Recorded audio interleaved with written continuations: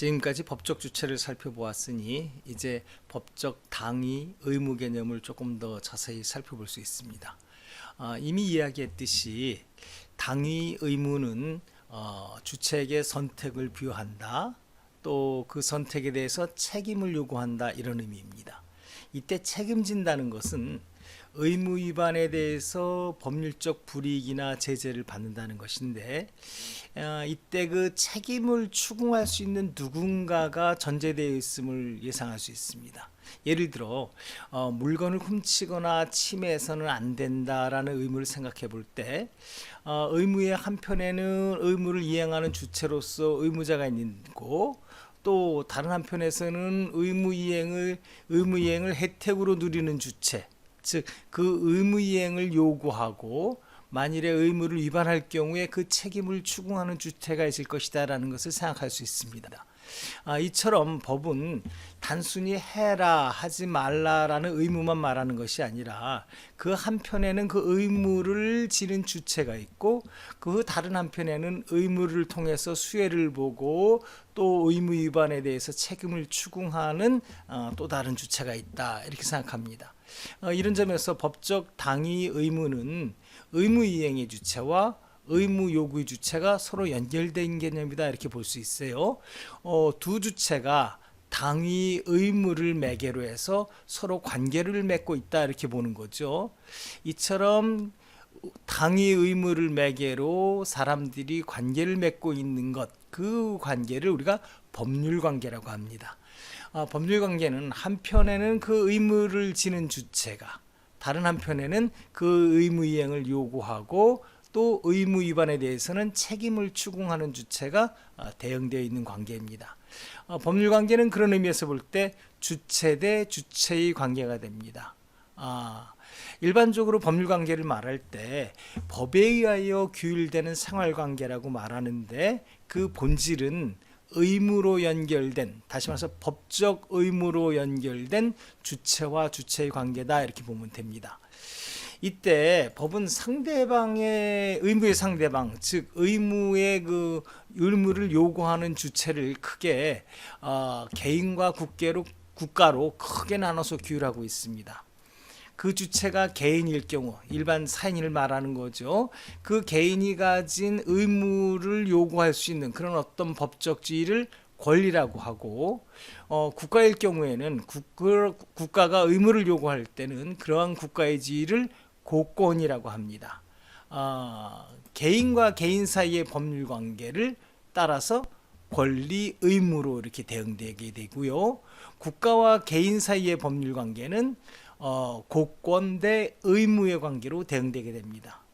이런 의미에서 볼 때 개인의 법률 관계를 규율하는 법을 우리가 사법이라고 그러고요. 국가와 국민, 개인 사이의 법률 관계를 규율하는 법을 공법이라고 합니다. 또 사법에서의 법률 관계를 사법관계, 또 공법에서의 법률 관계를 공법관계라고 합니다. 법률 관계의 주체는 이런 점에서 볼 때 공법에서는 고권 주체, 국가와 국민 이렇게 되고요. 또 사법에서는 권리자와 의무자 이렇게 구분된다고 볼 수 있습니다. 일반적으로 법률 관계를 말할 때 사람과 사람의 관계를 권리와 의무의 관계로 규율하는 권리 의무 관계, 이렇게 설명하기도 하는데, 이는 사법 관계를 중심으로 전체 법률 관계를 설명하겠다, 이런 의미로 받아들이면 됩니다. 법에는 다시 말하는데 권리 의무 관계도 있지만 고권 의무 관계도 있습니다. 그런데 여기 고권 의무 관계라는 말은 일상적으로 사용하지 않습니다. 사법 관계에서의 권리는 일반적으로 다음과 같이 정의합니다. 일정한 생활이익을 향유할 수 있는 법적 힘이라고 말하는데요. 이때 이것을 의무의 관점에서 살펴보게 되면은 이 개념 정의를 훨씬 더 정확하게 이해할 수 있게 되죠. 어떤 권리자가 일정한 생활이익을 향유할 수 있다는 것은 그렇게 향유할 수 있도록 상대방 의무자가 의무를 부담하고 있다는 것이고요. 그때 권리자가 가지는 법적 힘은 무엇인가 하면 의무자에게 의무 이행을 요구하고 의무 위반일 경우에는 책임을 추궁할 수 있다라고 하는 힘을 말하게 되죠. 그러니까 일정한 생활이익을 향유할 수 있는 힘을 갖고 있다, 이렇게 권리를 설명하게 됩니다. 예를 들어 봅니다. 가령 볼펜의 소유권의 경우, 그 소유권이라는 것은 볼펜을 내 마음대로 쓸 수 있는 그러한 생활이익을 향유할 수 있는 권리인데요. 이를 위해서는 세상 모든 사람들이 그 권리자가 그 볼펜을 함부로 쓸 수 있도록, 편안하게 쓸 수 있도록 그 볼펜을 다른 사람들이 함부로 망가뜨리거나 훔치지 말라라고 하는 의무를 지고 있는 상태라고 볼 수 있습니다. 이 의무로 인해서 소유권자는 볼펜을 마음껏 사용 수익할 수 있고 처분할 수 있죠. 만일 어떤 사람이, 모든 사람이 의무자니까 어떤 사람이 볼펜을 훔치려고 하거나 또 하면 권리자는 그만둬라 이렇게 말할 수 있고요. 또 의무를 위반해서 그 볼펜을 실제로 망가뜨리거나 하면은 그것에 대해서 손해배상을 하는 등 책임을 추궁할 수 있게 됩니다. 또 한번 이런 거 생각해 볼까요?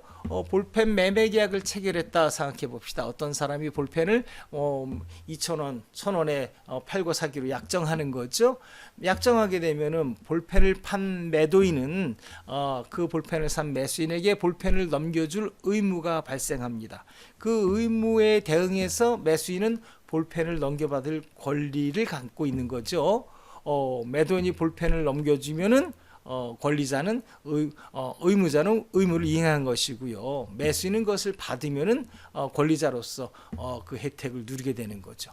만일에 매도인이 의무를 이행하지 않으면 매수인은 매도인을 상대로 그것을 이행하라고 요구할 수 있고요. 또 이행을 하지 않으면 그때는 강제 집행을 하는 어떤 방식으로 책임을 추궁할 수 있습니다. 이것이 이제 권리가 되는 거죠. 공법 관계에서의 고권도 한번 생각해 볼까요? 이때의 고권은 국가의 권력이죠. 우리 헌법 1조 제2항에서 말하는 모든 권력은 국민으로부터 나온다 할 때 그 권력을 말합니다. 이 고권은 일반 어떤 사법 관계에서 권리하고 달리 조금 한 단계 높은 힘을 가지고 있습니다.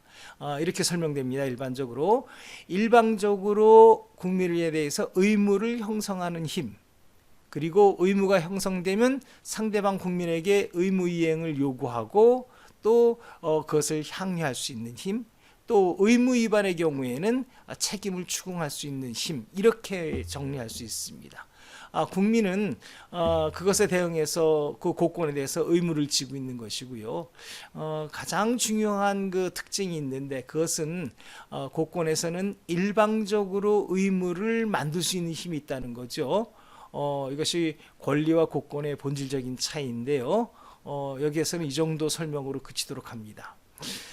이쯤 되면은 지금까지 거의 같은 개념으로 사용해왔던 당위 개념, 의무 개념을 보다 더 명확하게 구분할 수 있게 됩니다.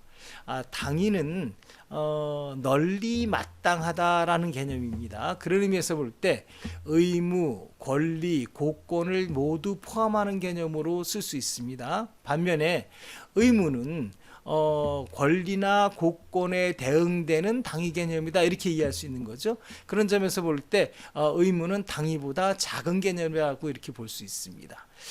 그런데 의무는 반드시 권리가 대응되든지 고권이 대응되거든요. 그런 점에서 볼 때 어떤 의무를 말하면 당연히 그 뒤에는 고권이나 권리가 전제되어 있단 말이에요. 그런 점에서 볼 때 의무를 말한다 하더라도 이미 벌써 고권이나 권리를 말하는 상태니까 그것 자체가 당위 전체적인 어떤 그 법률 관계의 당위를 말하니까 그런 점에서 볼 때 의무와 당위를 혼용해서 쓴다고 하더라도 아무런 문제가 없다고 하겠습니다. 이처럼 법률 관계가 권리 대 의무, 고권 대 의무로 구성되어 있다는 것을 이해하게 되면은 사람들이 일반적으로 당위, 의무, 권리, 고권을 마구 혼용해서 쓴다 하더라도 그것이 모두 다 법적인 어떤 당위, 의무를 말하는구나, 이렇게 이해할 수 있으니까 아무런 문제가 없다고 그렇게 볼 수 있겠습니다.